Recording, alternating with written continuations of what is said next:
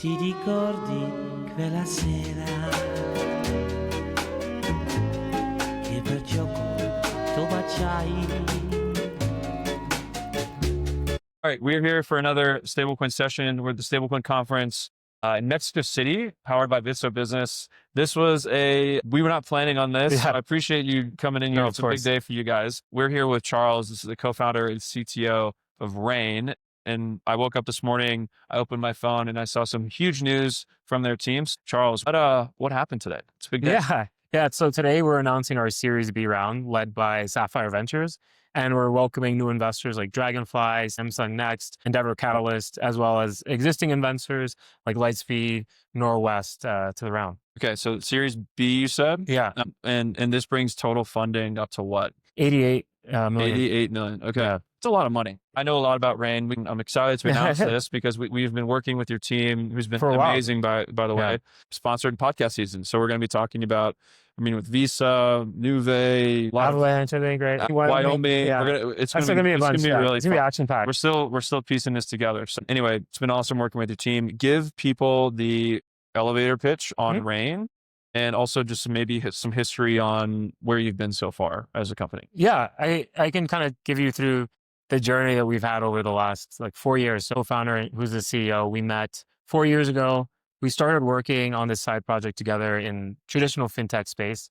And through that experience, we were building on ACH rails and wire rails, just traditional financial rails. And we were really frustrated with the tools that were available to us as founders. And at the same time, we got excited about DeFi and for the summer of 2021 and started experimenting with stablecoins and had a few aha moments through that where we realized this is the future. It's eventually going to be ubiquitous.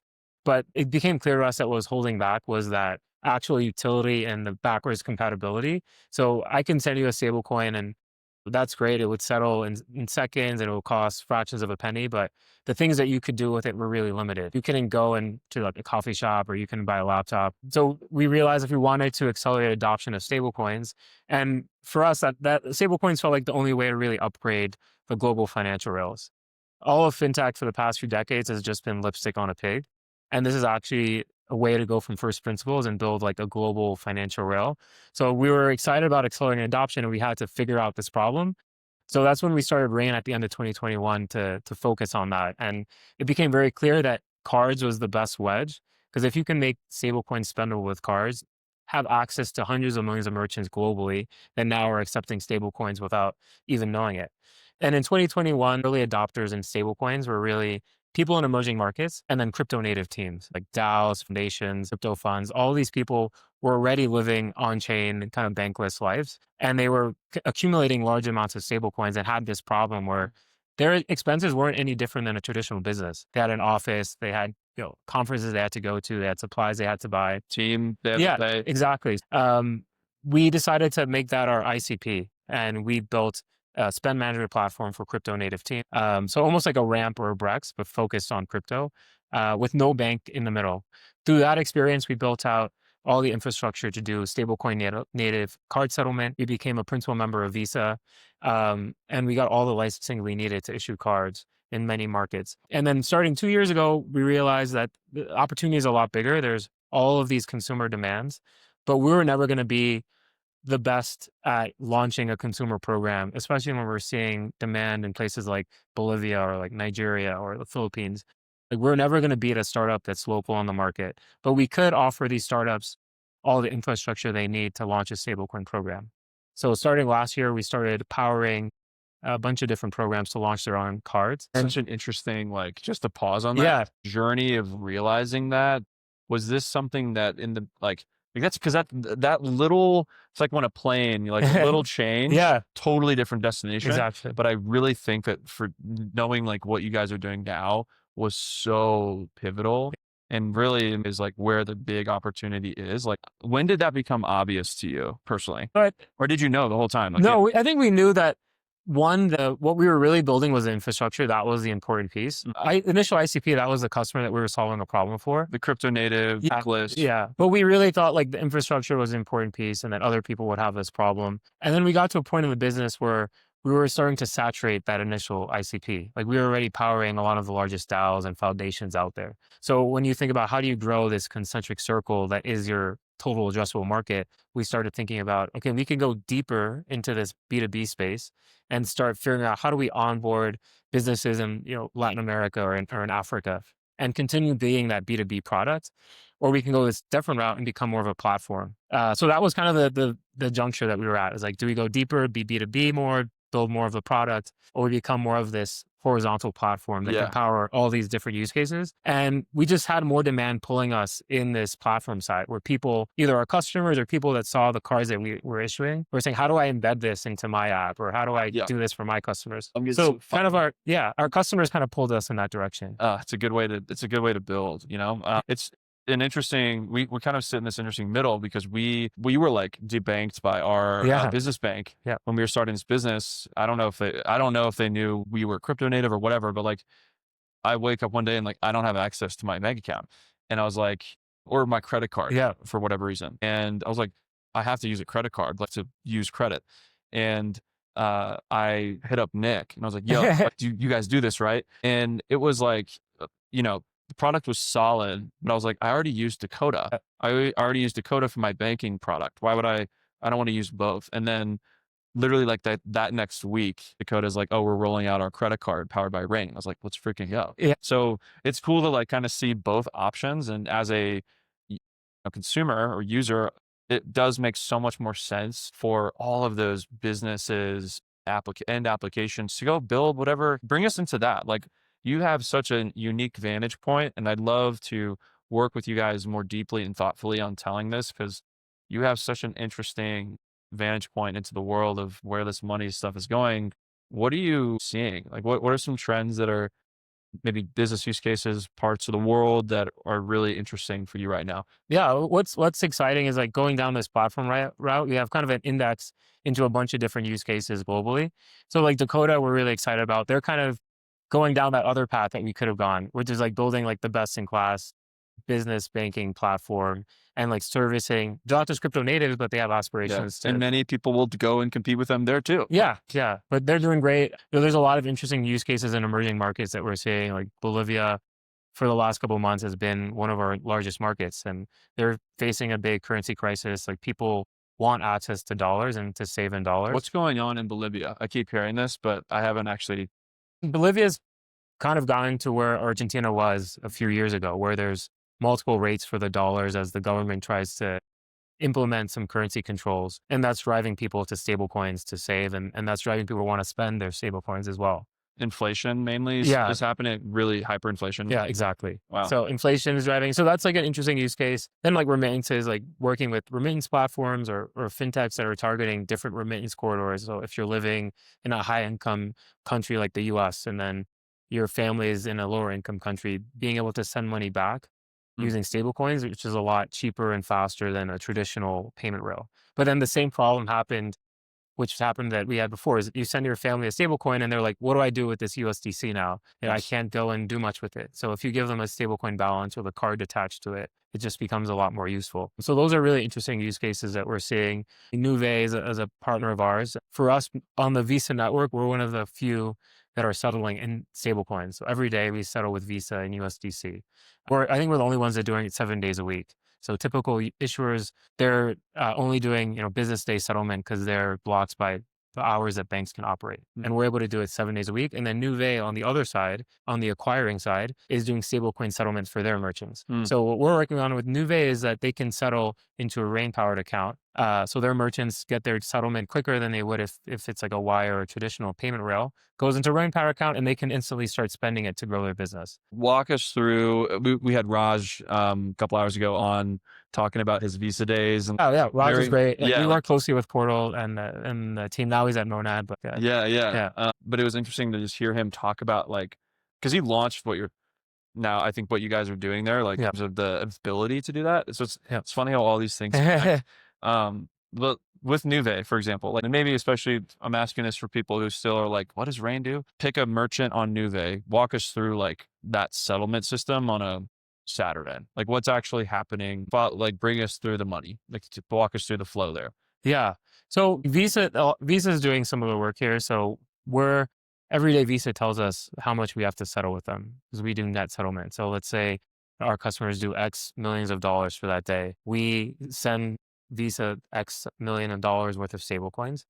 And then on the Visa network side, USDC is basically another currency that they're using as a FX. So US dollar, like Mexican peso, and then there's USDC. And then they're selling with the merchants on the other end, also net settlement. So And other stable coins too, correct? they're starting, yeah. So they just Starting to launched do more. USDG support as well, more stablecoin support, and more chains as well. So on the merchant side, merchants have their own local currency that they settle in. So if I'm a coffee shop in Mexico That uses Nuvei for stuff. yeah, Okay. let's say like traditionally I can get paid in Mexican pesos, let's say, Okay. but then I'll have to wait for business time to I'll wait several days, like T plus X to be settled with, and I'll go into my bank account using a traditional payment rail that might have its own delays. Versus if I'm using Nuvei and I'm settling in stablecoins, as soon as a transaction closes and Visa settles it, I can have that in my stablecoin account.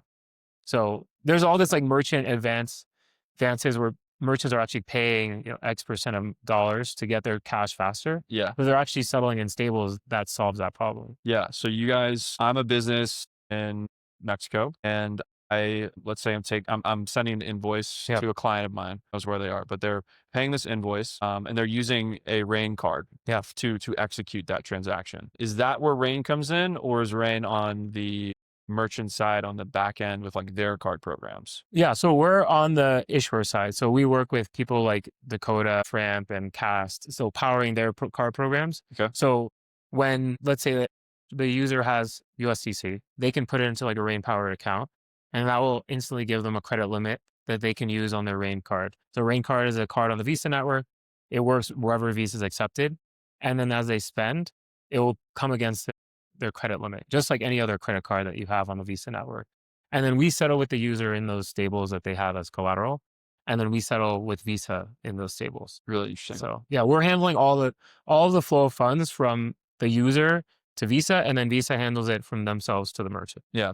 I'd love to hear more around what I imagine is just like, maybe this is just kind of where my confusion is. Yeah. It's like you actually have these two sides to this like really interesting network effect. Yeah. Where you do have the like payers who have these cards.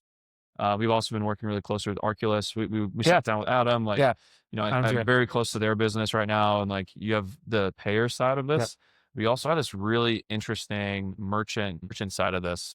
Talk a little bit about the future of Rain when it comes to the network, and maybe how you guys think about the strategic business that could be created there. It's really interesting to me. Yeah. So part of this fundraise is really effort to go more to the enterprise, because we're seeing so much demand from global platforms like global fintechs who are trying to figure out how stablecoins can be embedded into their business. And a lot of times they come to us and they want us to solve a problem for them. So we're really expanding our offering to not just be cards related, but to be the whole stack that's needed to launch a stablecoin backed program.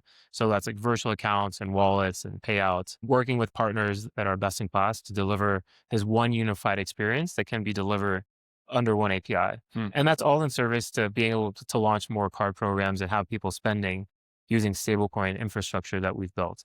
Because I think right now stablecoins are in this transitionary phase. We like to talk about mobile phones. When mobile phones first came out, they were mostly used to call to landlines.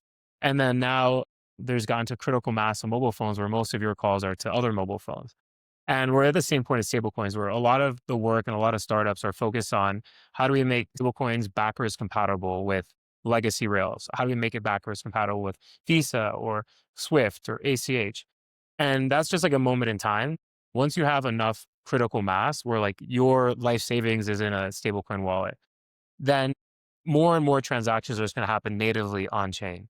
You're going to be paying merchants natively on chain. So like Compost Secure and the Arculus team are doing cool stuff with having like dual network cards where you can tap it and it's like Rain settling with Visa on the back end, or if it's a Arculus powered POS, it's actually settling in stable. So I think more and more cool, isn't it? Like, you can actually like, it's not a this or that thing with them. It's so interesting. They can like actually achieve both in the same place. It's really so cool. I think like what's going to be the future is how do we actually build new rails that are stablecoin native. And we're getting there with Visa because on the issuer side, we're already doing everything stablecoin native. And like with Nuvei, they're doing everything acquire like merchant stablecoin native. And then Visa is kind of filling in for whenever the issuer is not stablecoin native and wherever the merchant is. But once you get a critical mass, like all of it going through the pipes will be on stablecoin rails. That's so exciting. So, You yeah, guys it's exciting. have announced some really exciting stuff we started this new, we started this might be a bad idea and it's been really hard, but we've done it. Like we've done a news show every day about the Yeah, it's space. crazy. And so I'm just like, I'm covering a lot of stuff and you guys have come out with some really exciting partnerships. Speak a little bit to maybe a couple recent partnerships that kind of show the difference. Like Nuvei's one, Yeah. the different ways Rain comes to life. One that's really exciting recently was the one that we did with the Wyoming Stablecoin Commission. Yes. Talk about that. That one's really cool. So Wyoming is the first state to launch their own stablecoin, the Front token, Frontier token. And that's going to be used for all of the states, payouts. So being able to pay any benefits that they have or any contractors, that can all be done in the Frontier token. And then with Rain, we're able to give all of those payees that are accepting the Frontier token a way to actually spend it. So it's really exciting to be working with the Wyoming Stablecoin Commission and also Avalanche, our partner, to power that program. It's so cool. Any other ones come to mind? Yesterday we just announced the USD Plus integration. So it's our first yield-bearing stablecoin support. So people can actually, for non-US users, they can save in a stablecoin. So hold a yield-bearing stablecoin that's growing every day and then spending against that growing balance.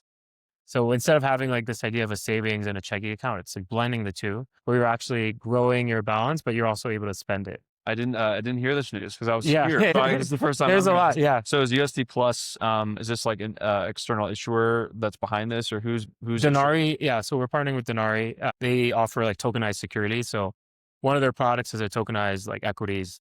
So being able to buy stocks on chain. And the other one is USD Plus, which is tokenized treasuries. So it's awesome. Yeah. There's so many different flavors of this. And I don't think that, this is my opinion, I don't think Wyoming and these types of use cases would actually be like one more than just a PR hit. Yeah. If Rain didn't exist. The fact that you can actually bring this very nascent new state-backed stablecoin to actually bring it into like the people who are going to be receiving Front token, who are working for the government or receiving funds from them, like I'm betting that they're probably, they could care. They're not going to be listening to this right now. They don't care about this stuff.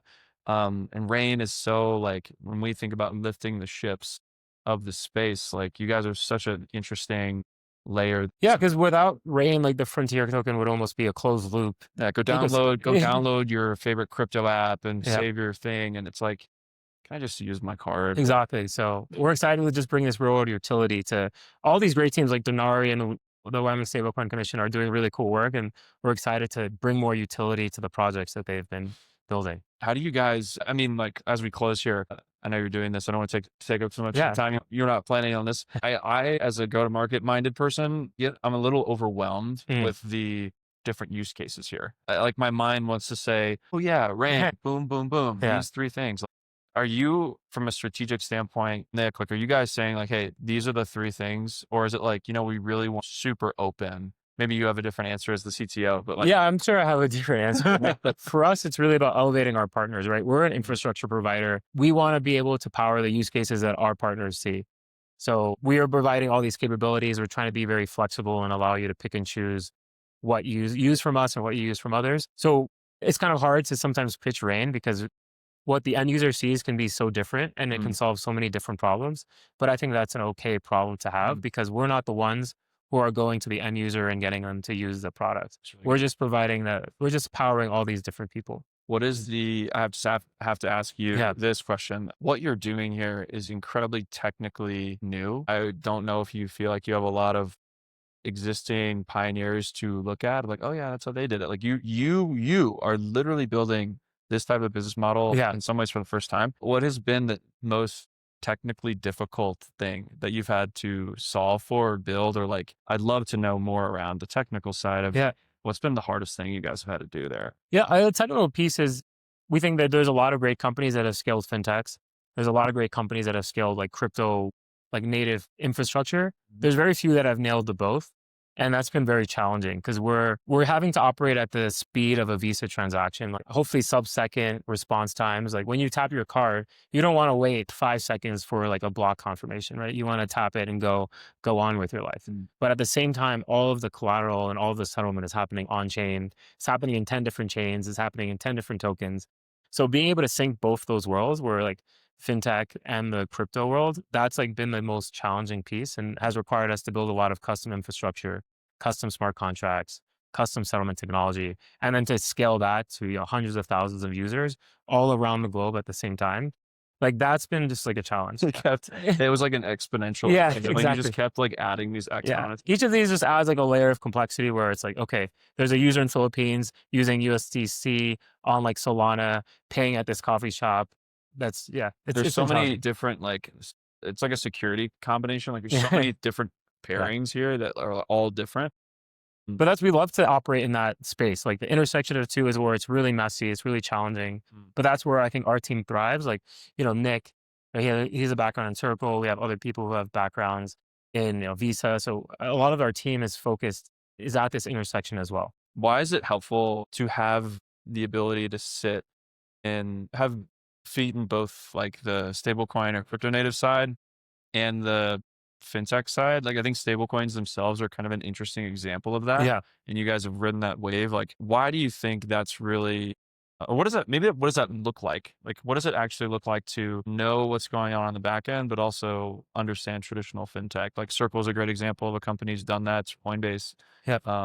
What does that practically mean? And what does it not mean? Like, what have you done to make Visa okay with this? Like, speak a little bit to that. That's interesting. Yeah, we feel that actually to get mainstream adoption, you kind of have to do this. Like you have to get into the weeds of like traditional fintech, traditional financial rails. You have to look at these problems from first principle. And I think even a lot of stablecoin plays have also been lipstick on the pig, where under the hood, it's just moving money on wires or like settling into a bank account. So we felt from the beginning, we wanted to build this the right way on chain. But still, we're licensed. Have a compliance team. Like we're not scared to do the traditional fintech stuff. But still, we feel like stablecoins are an enablement technology that's really upgrading the global financial system. That we should be leveraging that. And so it just the way you see it is with our products, being able to spend the card that's backed by stablecoins anywhere that Visa's accepted. That's only possible because we've done all the messy work to combine those both worlds. Awesome, Charles. Well, thanks for the time. Oh, thank you. Such an exciting day for you guys. Appreciate you sharing a little bit of insight into today. Yeah, thank you for the opportunity. Cool, man. Thanks. Yeah, thank you. Ti ricordi quella sera che per gioco tu baciai? Sembrava solo un'avventura di Palma.